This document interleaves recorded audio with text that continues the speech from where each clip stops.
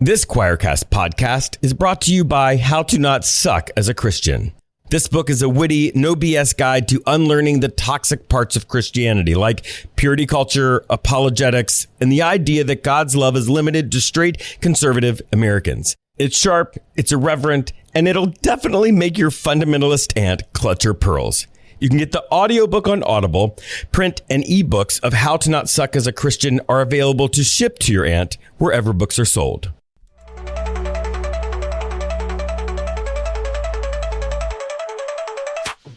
Welcome to the Unbelief Podcast, your journey, actually our journey together beyond inherited beliefs to a spirituality that works for you. I'm your host, Jeremy.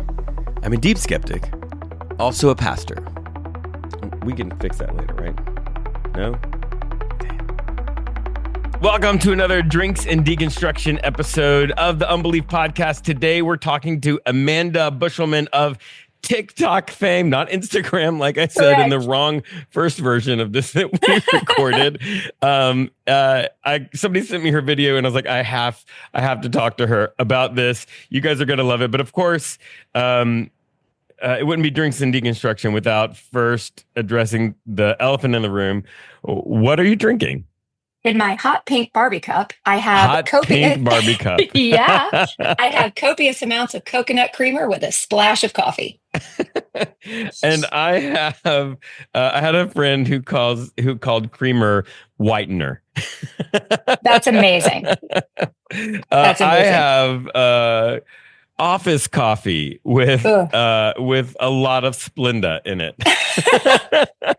We have the sugar containers at a restaurant. Yes. We have that, but it's Splenda. So you just sort of tip it in and it doesn't matter how much you put in because it's 0 calories. And you measure that with your heart later, but it's fine. But you're going to be skinny.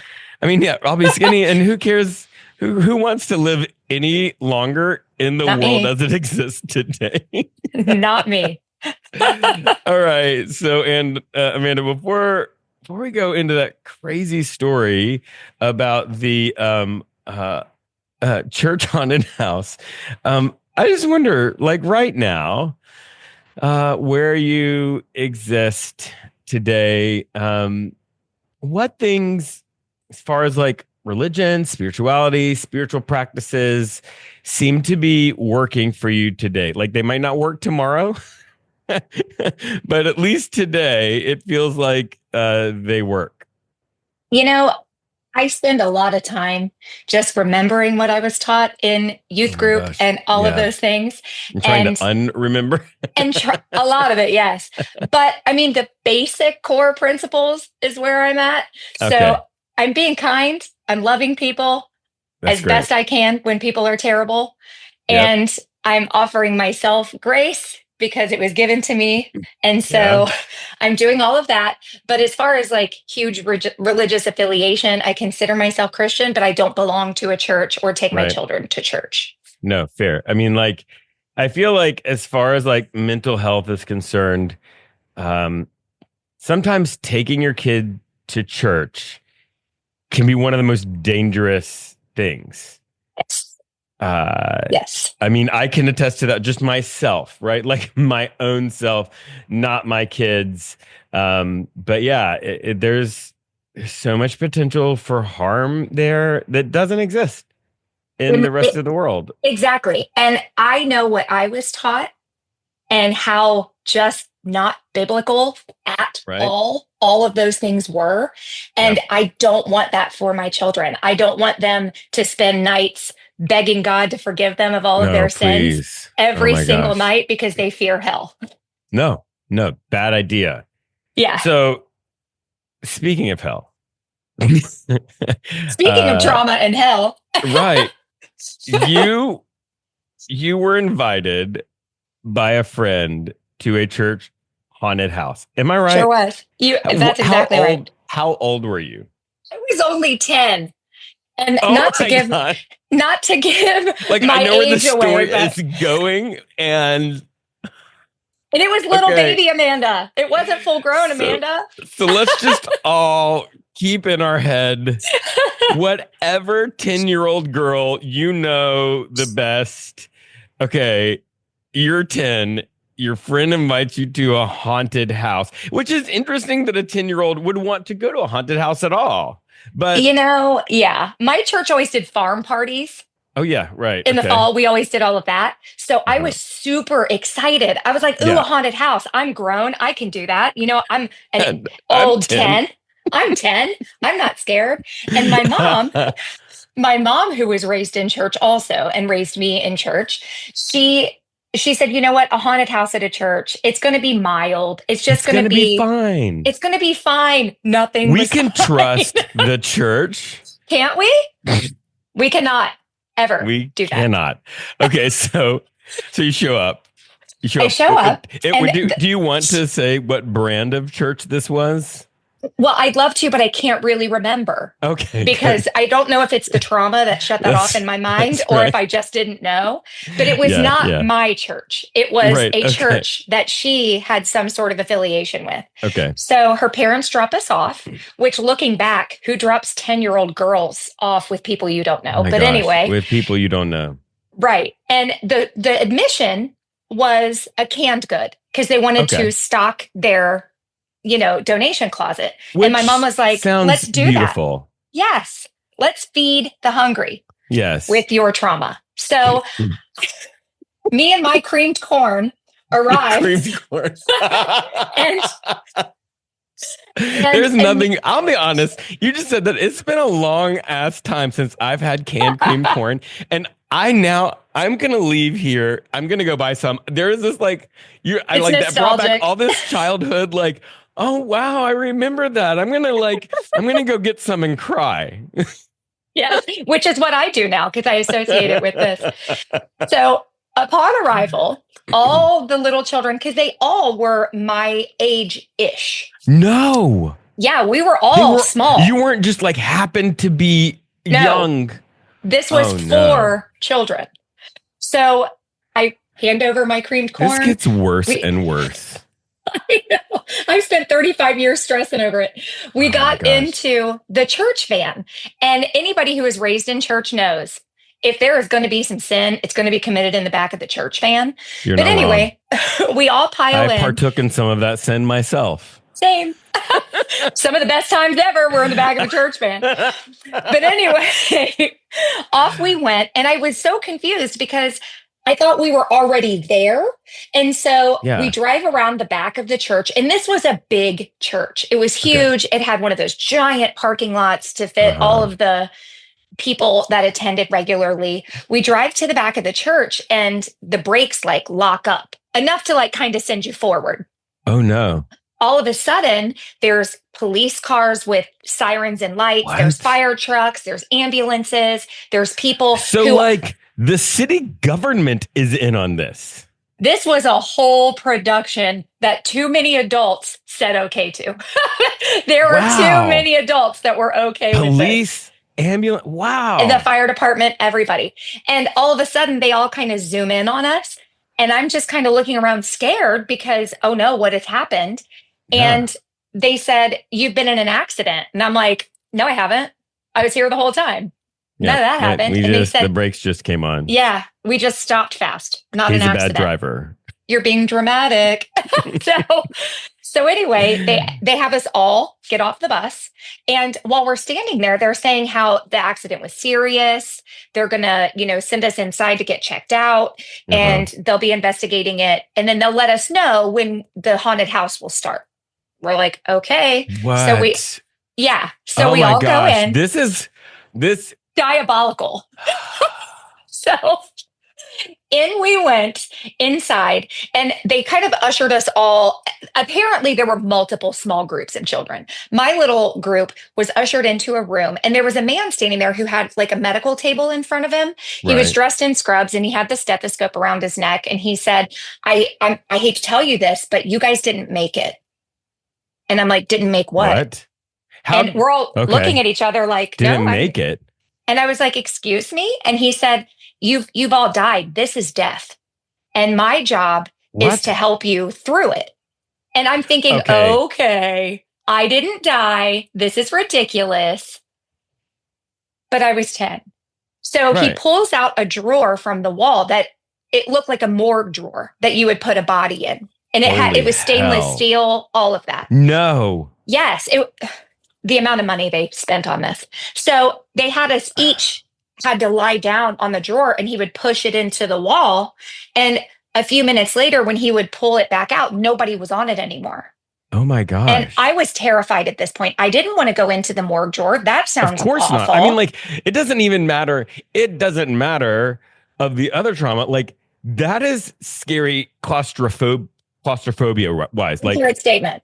Yes. No way. The scariest of all things. I'm opting out. I'm like I gotta tap out. So finally it was my turn. And you know how it is when you're a kid, you're raised that when an adult tells you to do something, you do it. Right. Without question, especially at church.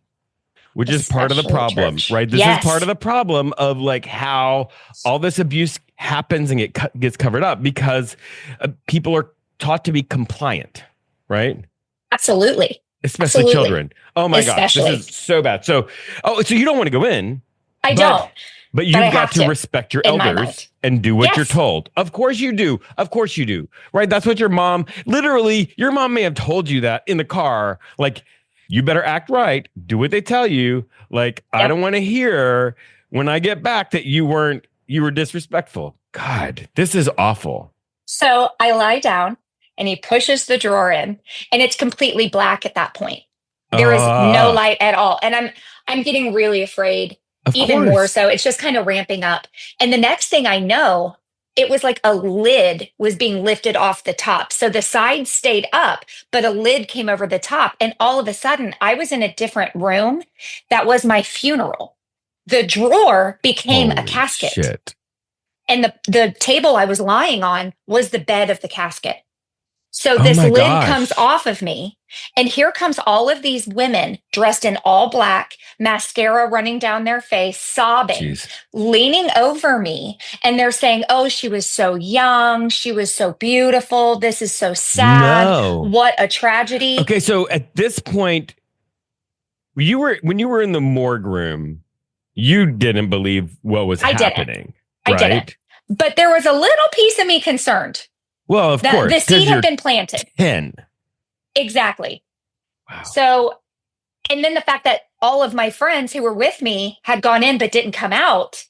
Yeah. That added a little too. So all of these people are crying over me. And I had been to funerals before. There were flowers everywhere. It looks like a church because it was one. Amazing Grace is playing in the background. Oh my gosh. So are you starting to production. Believe it? I think I'm dead. At this point, I think I'm dead. Oh my God. I'm looking for my mom. Jeez. And I'm like, oh my gosh, why isn't my mom at my funeral? She's going to be so upset that they had this without her. And all of a sudden the side comes down and I'm able to get up. When I get up, the side of the casket of the casket goes down. I'm able to get up, kind of like a side of a crib would slide down. I get up. Oh my gosh, it's even crazier. It's not like it folds off. No, it's slid down. This is insane. And as I'm standing there, the women are pretending they don't see me. So I'm like, I kind of want to go now. Like, just in case I was maybe still alive.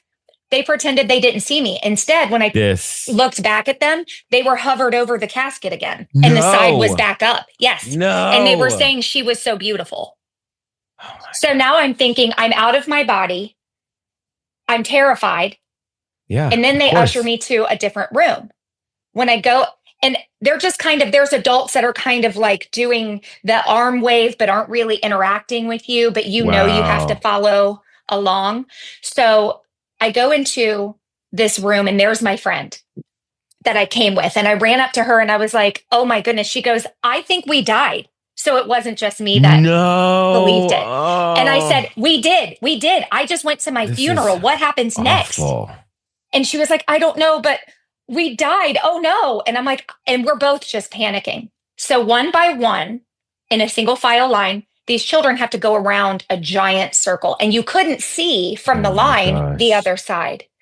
So finally it was my turn and they're sitting on a throne. Like a Disney ride, like the haunted mansion. You can't see. You 100%. It looks like you're by yourself. Your experience is just you. Correct. Jeez. I go around the corner and they're sitting on the throne. In all white garb was bright white Jesus. And Okay, Jesus, pause. Wait, I need more description. I need bright white Jesus. Do you remember more? Did he have a beard? he had a brown beard and he had long brown hair and he had on a crown of thorns. Yeah, and he was he wearing all the, attractive? Like maybe of the youth course, pastor? he was a beautiful, beautiful white Jesus. Mm-hmm. Definitely not at all thorns? like he had a crown of thorns. Oh, geez. Okay, because apparently he took that with him. Right. Yeah, we're just gonna. So, I mean, like, you need a souvenir, right? I mean, so I walk before him and I'm shaking. I'm so scared because I know what this is. I was raised in church. This is everything I had been taught up until this point. This is what death looks like. So he says, "What is your name?" And I'm like, "My name's Amanda." And he opens up the book. Also, shouldn't Jesus know your name? But whatever. Didn't you knit me in my mother's womb? We have the suspension of disbelief. Like, you are so traumatized. I can't. Oh my God. Keep going. I'm sorry. It's fine.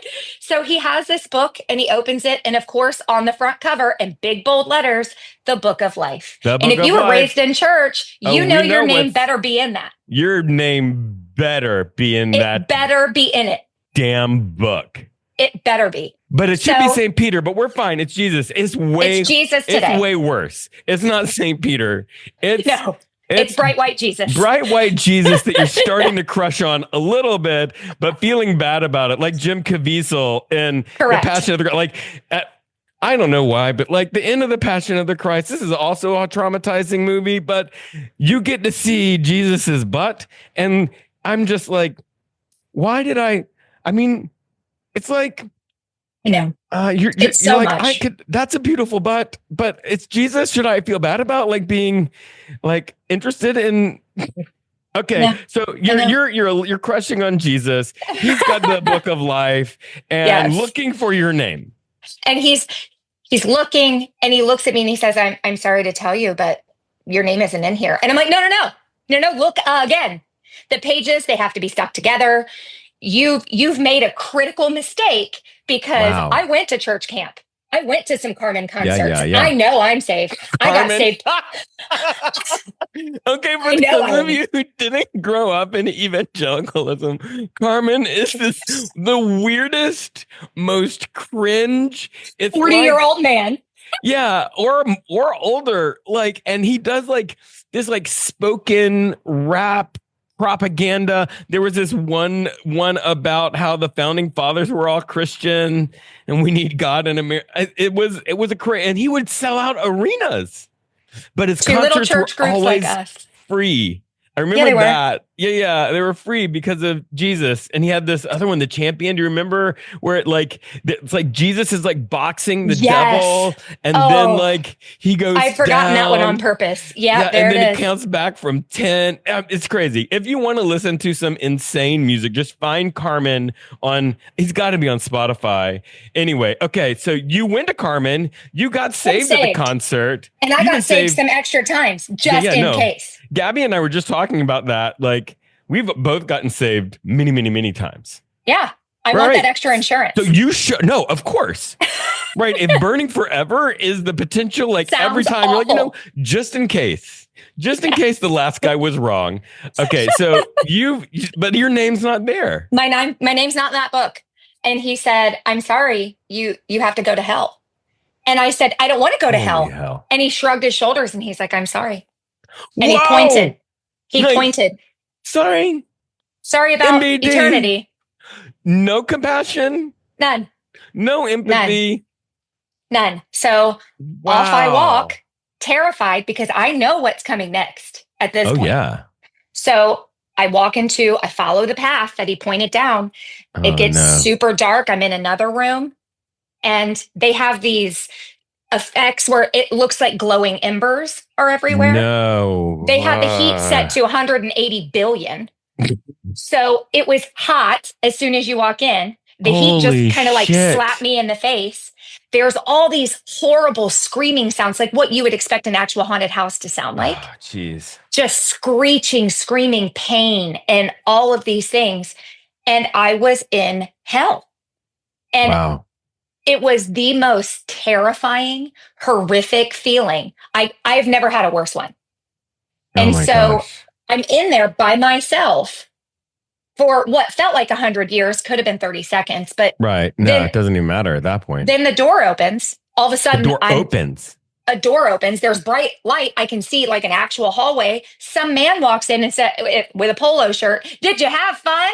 Holy hell. Did you have fun? Also, can you see me?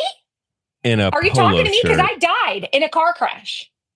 What do you mean, did I have fun? I'm in hell. No, I'm not having fun at all. Hell's not fun, bruh. No, the devil isn't my friend. So I don't want to be here anymore. Where's Jesus? Because we got to have a conversation. Where's Jesus? Get that.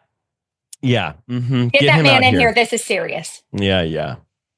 So what happens after that? Do you go with polo shirt? I go with polo shirt. There's my friend who is sitting with her eyes bugged out, her mouth agape. Oh, yeah.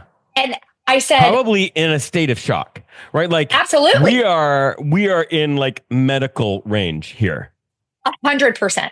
And all of the children that were in my small group are now all the 10-year-olds. Right? Let's just double back. Let's just go back to that. All the I feel like that's important. Year-olds. Yes. God. Yes. So we're all just in stunned silence. Nobody's talking. We don't understand what's happening because we have just been gaslit worse than any person like ever in history had been gaslit. And when my friend's mom picked us up and she's like, "How was it?" And we were like, "It was fine. It was fine." Oh, yeah. Not fine. They dropped me off at home. When you're sitting in the room, do they do it's an altar call. Of course. Right. There's an altar call. You don't want this to happen in real life. Come pray. And I prayed. So hard. I begged forgiveness for the breath in my lungs. I'm sorry that my heart might have a murmur. That's my bad. Right. I'm sorry for everything. Please never send me back there again. That was horrible. Sorry for being attracted to your son. Why did you make him like that? Why does he look like that? God, why does he look like this is so... Okay, so you like now.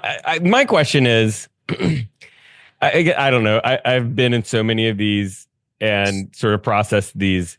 Like, was it a long like preaching, or did we just get right down to it? We got right down to it. Yeah. They jumped up, and it was right down to it. They weren't going to miss a single beat. Yeah. Because they had other groups coming. They were in a hurry. Oh, right. They had to usher us along so that the other kids could be traumatized equally. Oh, my God. They wanted to share that time. Yeah. So when I got home, my mom. Oh, my God. And this was a friend I had spent lots of time with. I mean, she was my little bestie. We spent the night at each other's house. My mom knew her parents. And when I got home, my mom said, "What is wrong with you?" Right. And I didn't tell her immediately. Of course. And so, because you're having in my mind, full-on trauma response. Absolutely. And I clearly, in my 10-year-old mind, had done so many things wrong to have been sent to hell.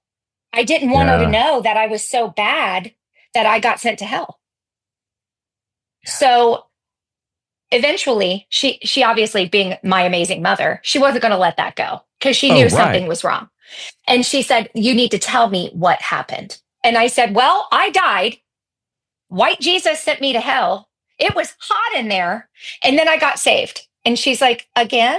"Yeah." Again? "Yeah. Just for that added insurance." And she said, she was so just devastated for me because she could see how traumatic this had been. Yeah. And what she thought was me going like trick-or-treating or something like that was not that. She had never heard of such a thing. And again, we were raised in church. She raised me in church. Yeah. This wasn't of God. None of this was of God. This was of trauma. This was of abuse. No, and that is spiritual abuse. Like, absolutely. Just there's no debate. It's and frankly, child abuse. Just of your course. Basic child abuse. Yeah. Spirituality out of it. Yeah. You have just traumatized children. And based on the fact that I'm still talking about it 35 years later, for life. They're going to carry this for life. For life. So my mom Holy just hell. was so devastated for me. She had a lot of conversation reassuring me that, the Bible doesn't say at 10 years old you'd go to hell. Oh, It doesn't say baby. that. Because then I got scared. What a What if great I die? mom. Oh my Yes. God. My mom's the most amazing human to ever live. And she really educated me on what was biblical versus what had happened, because those two things weren't congruent. Right. Oh my God. So, and it was reassuring, but at the same time, my fear, I had never feared death. I was 10. Right. There was nothing in my mind to fear. No, there was no, jeez. Because death isn't real when you're 10. No, it's not. So, but now I had a fear of death. I was afraid to ride in cars. I was afraid of everything. Wow. Because that car killed me. Yeah, the car crashed. Yeah, and that's how I died. And so my mom did share with me that, and part of this I think I blocked out, but she said for many, many weeks after that, I would ask her if I was alive. Oh. Because in my mind, well, I'm back with my mom. Maybe this is heaven. Oh, right. Because you got saved. Because I was saved. So maybe I didn't go to hell at all. Maybe white Jesus let me go to heaven after all. So I was so confused. And it took me a long time to get over that. But I will say that was the very last time that my mother ever let me go to church that she didn't go to as well. Yeah, yeah. And that she wasn't present for. Yeah, no, for sure. I mean, that's it. I mean, I don't know, as a parent, I think that would mess me up on church in general. Absolutely. Absolutely. Yeah. Wow. Well, and as a parent now, and I have children at that age, I look at them and I think there would never be a time. And I've taught my children about God because I want them to go to heaven. I want them to have faith. I want that, but I want it to be done biblically, based on biblical principle, not on fear and trauma. And so I look at them and I think, how many adults had to get together and vote? Oh, right. Which, every church is just politics. They're voting, for sure. And then money. Somebody had to order a morgue drawer. Had a side that went down. If this wasn't spiritual trauma, this was an epic haunted house for adults. Oh yeah. It was epic. They didn't skip a beat. They didn't miss anything. Yeah. And I'm sure the next Sunday, they talked about how many hundreds of kids got saved. 100%. My God. 100%. Okay. So that happened to you when you were 10. You're now more than a decade later. Maybe 3 decades. From 10, right? Yeah, same. So when you look back, because you said you are spiritual, you would call yourself, you would take the label of Christian, you don't go to church, obviously. So what... If you go back to try to figure out where things started going wrong with that whole journey, do you mean with me kind of getting away from church in general? Yeah, getting away from church, having problems with faith, all the stuff that we later in life, oftentimes it sort of culminates right into a moment of people call it deconstruction, but I don't know that term is super helpful because it's a long process. Yeah. Right. Absolutely. And there's it's for me, it's like a roller coaster. It's there's that initial oh my gosh, what if it's all, whatever. And then you sort of go down, but then it's up and down. So is this where it started? I don't know that it started here because I don't know that I was emotionally mature enough to put those things together, to know that this was wrong and this means maybe what I'm being taught is wrong. I can identify. I went to a very small, teeny tiny church, and I was related to more people in the church than not. So it was a family reunion every Sunday. But there was a family who went to our church that had kids our age that we weren't related to, which was Yeah. miraculous. And so, but they were the most overtly racist human beings I have ever met. Oh, wow. And I was not raised that way. And Yeah. so even though my church had white Jesus everywhere, because Right. obviously Jesus looked like us. Well, obviously. Because that's what people in Bethlehem look like. If you're going to make God in your own image, why not go all the way? Right? I mean, not just philosophically, but I mean, just make him let's look just like... pretend geography isn't real. Right. Let's just make him look like the cover of Men's Health magazine. And we'll make him just gaze out a window. That's right. Yeah. With all of his whiteness. But anyway, they were all racist. And I remember thinking, and they were active with our youth group, you can't say the things you're saying and then in the next breath tell me to love my neighbor. Oh, right. No. Because you don't. And so a Black family had started at our church. Oh, no. And I got in a fist fight in the parking lot. With who? With the boy from the youth group. And the racist boy. Yes. Oh, yes. My gosh. And he was so awful. And I heard him say a disgusting slur. No. While that family was walking out. The family didn't hear him, but I did. Oh, wow. And I got in a fist fight. And here comes my mother in her Sunday best. And there's her daughter throwing hands in the middle of the parking lot. Let's just be clear, as Jesus would have done. As Jesus flipped tables, I can punch this guy in the face. Yeah, he flipped tables and then he picked up a whip and started whipping people like with an actual whip. That's way better. I was doing the literal Lord's work. Right. You were several steps back from taking a whip and smacking this guy with a whip. So like you're doing less than Jesus would do. I mean, and so that my mom dragged me out of that parking lot by my ponytail. But what I learned in that moment, and then when I explained why I did what I did, I was educated that maybe tell an adult, don't punch people in the face at church. Right. Okay, fine. But I think that was the beginning of me saying, okay, this doesn't make sense. Yeah. These things aren't lining up. You can't tell me to do one thing and then claim to be this, really far along in your walk Christian. Shame me for any perceived, if my skirt is too short for church, oh my gosh. If I, dress any kind of way for school, all of those things, and then tell me that you hate people who don't look like you. And that's okay. So that was the beginning. Okay. How old were you then? Do you remember about?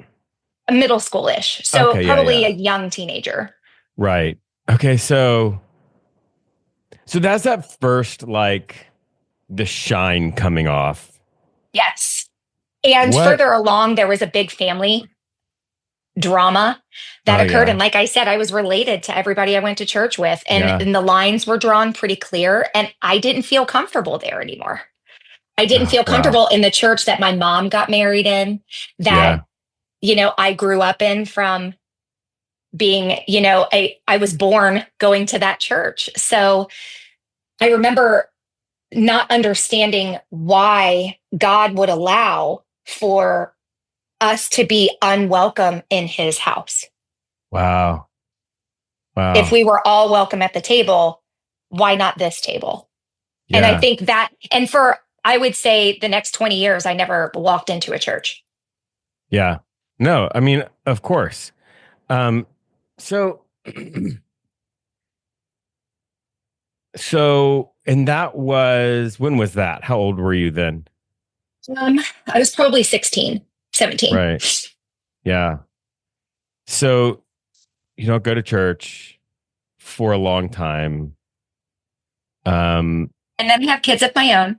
Right. So what's happening in that interim time before you have kids? Like, do you still feel spiritual? Are you like, or are you just sort of, opting out, taking a time out, and I'm not doing anything like that? Like, what is that part of your life like? I still very much felt connected to God. Okay. I still said my prayers and did all of those things. Yeah. And and still very much gave my anxiety and stress to God. I put it all on the altar and I did it every day, like a good little Christian does. Did it work? No, it didn't. Because as it turns out, anxiety and depression aren't at all a lack of faith. It's a chemical imbalance in your brain. For sure. So you really needed some Klonopin. I just needed a little happy pill every day. Right. So and therapy, both. Let's just be clear. Just use those at the same time. That's not clear from all of these stories. Yeah. So so you're doing the spiritual practices that you've been taught. Right. Saying the prayers, doing the thing. Yes. Which is really interesting because it feels like, at least at the beginning of that, you're carrying all of the theology still with you. Yes. Even though you're not at church, but you're still carrying the weight of that. I didn't know how not to. Right. What was that experience for you? Like carrying the weight of all of that, but also knowing you weren't going to church. Guilt. Yeah. The biggest and the only kind of guilt that, faith and growing up in church can give you. That all encompassing shame and guilt for not doing what I'm supposed to be doing. Oh, wow. And then, of course, living my life and being a young person and having fun and drinking on the weekends and doing all of the sins that, God forbid, that proverbial crash actually happened. Wait, you were I'd drinking? have to answer for. Can you believe it? How dare you? I know. Yeah. I don't not drink. Allowed. I don't. I don't.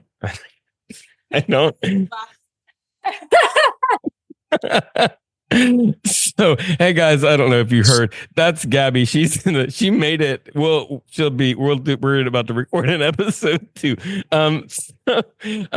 Yeah. Okay, so that happens. Young adulthood, the guilt. When does that start to come off? I'll let you know when it does. I'm 45. Almost 45, and I still feel guilt. I tried a different church, my husband and I, when my kids were little. And I thought that because I had gone to a church I was related to everybody, that maybe if I could just get lost in the crowd, it might be a little bit better. It wasn't. Right. No. It was giving cult vibes. And oof. Nope. Yeah. And I'm glad that I allowed myself to not just blindly follow the way, that you're taught to do in church. Right. And I'm glad that I used that gut feeling that my mom encouraged me to always listen to. If it feels wrong, it is. And it wasn't giving good vibes. And it wasn't. Is growth, right? It is. When you when I was talking about like some of that coming off, obviously you're still we all are still dealing with the stuff from our childhood, from churches, but that represents a lot of growth to be able to say no, church, this church, maybe church in general, we're done. It's wrong. Yeah. That's a lot. That's a huge. Well, I think it was also, and I love that you're giving me credit for that. That's nice of you. But I think I owe it more to a Facebook post that the pastor of this mega church posted during COVID. And it said, quote, "If Jesus can carry a cross, you can wear a mask without complaining." Okay. Ew. That's giving an ick. Oh, wow. That's a key. Okay. And then another one of the pastors was talking about, if you vote for so-and-so, you're not Christian. Oh, geez. And I was like, no. Everything you're saying is icky. So that's what I tried the church. Yeah. And then what happened? So you leave the weird mega church cult place. Yes, I did. And so now I'm just kind of floating out in the world, kind of lost, and not lost as in I don't feel closeness or connection, but just lost for what the next step is, because I want my children to have faith, and I want them. I still feel, if I get to go to heaven and I all of those savings will do it. I want to see them there. So I have a lot of fear of if I don't do this right, I'm failing them. And now my kids will go to hell because of me. So that's kind of where it's evolved. It's now not so much feeling guilt about myself, but guilt for not doing for them what I feel like I should be doing as a parent. Yeah. Oh, that's so hard. I know that for me, parenting feels like a spiritual practice. Yes. Right. Like prayer or meditation or protesting the dismantling of the American democracy or whatever. Like parenting feels sacred, and I really get that. Like, and man, there's so much as I'm listening to you, it just feels heavy. You know? It is. But parenting in general is heavy. Yeah, but I'm listening. Yeah, 100%. But I mean, also not just like, are they going to be able to have a good life, healthy relationships, but also this crazy heaven and hell theology that's saying to you, right, there is infinite punishment for finite actions in this life as a potential. And that feels not just heavy, that's heavy for you, but I'm hearing it as like, oh, geez, what if I am responsible for that? And what if I'm wrong? Right. What if I'm wrong and another religion is right? Right. And I think that's kind of, and also teaching my children to love everyone. You don't get love just because you're white. You don't get love just because you're straight. You don't get love. God doesn't, that's not what the Bible says. The Bible says we love everyone. Yeah. Yeah. And teaching them that, and then taking them to a church that also teaches them that. Yeah. Which, depending on where you are in the world, is hard to find. It can be actually non-existent. 100%. Right. We have this online community that we call Not Church because it's like the things that you want from church, like people talking about spirituality, and people identify as Christian or Buddhist or what, like all kinds of people. But like somebody said, it's like church, but it's not church because there's nobody telling you you're going to hell because you have tarot cards. But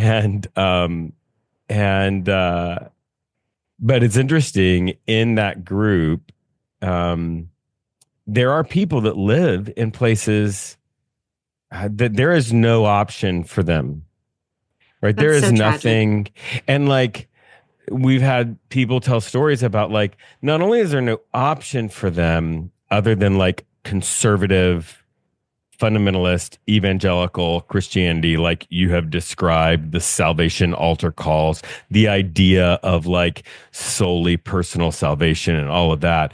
Like they, that's not just the only option.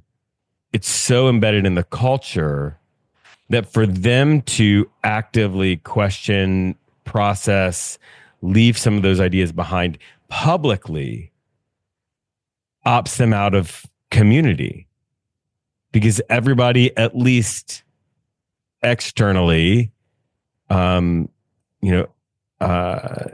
ascribes to those beliefs. And so, yeah, this Not Church community that we have is pretty interesting place for us to all process our trauma together. And so, actually, while we're talking about it, if people want to join that, they go to patreon.com/skepticpastor. It's $3 a month because we're not going to tell you to give 10% of your income because that's bullshit and not in the Bible either. But it's like pay for what you get. It's $3 a month. If it works for you, great. If it doesn't work, you just stop paying. Okay, but so that's our little ad for Not Church. But so I'm thinking like now moving forward. So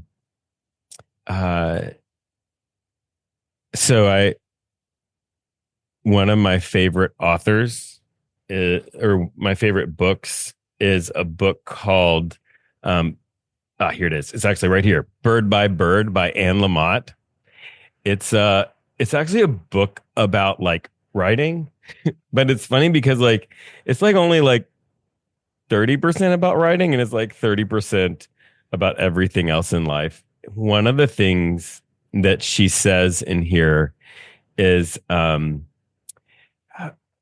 you can be sure that you've made God in your own image if God hates all the same people that you do. Ooh. Yeah.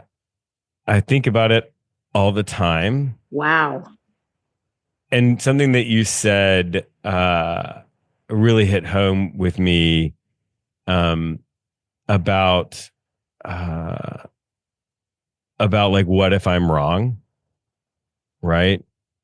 You know, I there's a lot of people that I know who are Christians who choose Christianity, but also recognize that really all religions are people trying to connect with God. And maybe Christianity is just one of the ways to deal with that. But I'm wondering, when you're moving forward, is there something that feels like it's maybe on the edge or like about to crest that is like, actually, maybe that is me making God in my own image? Like there's something you're like, oh, you know what? This little thing is weird. Maybe that's the next thing I need to process. Yeah, that's so interesting. Yeah. And probable. I would even say likely. Yeah. Well, hey, Amanda, thank you so much for spending this time with us. Your story makes me want to cry. And also, it's just important to tell those stories, right? Well, you know, when I told that story, I have never in my life told that story to someone who had a shared experience. Never. Oh, wow. Yeah. So when I posted it on TikTok, I thought 3 people were going to watch it and say, you're insane. Nope. 80,000 people shared it. Yeah. And tens of thousands of people commented and said, oh, honey, that's not a haunted house. It's a hell house. It's a judgment trail. Yep. And there were all these names for the same thing. I had no idea. Yeah. It's awful. But thank you for telling it, because I find that hearing other people's stories helps me process my own. Yes, absolutely. You know? And absolutely. Community is key no matter what you're going through. Right. Actually, I think that's the best place to end. Community is key no matter what you're going through. Thank you so much, Amanda. Thank you. That's it. That's the podcast. Shout out to the Choir Network, to Patheos, to Matthew and Keith, who make everything happen. Now, get out of here. Go do something to make the world a better place. Okay? We'll see you next time.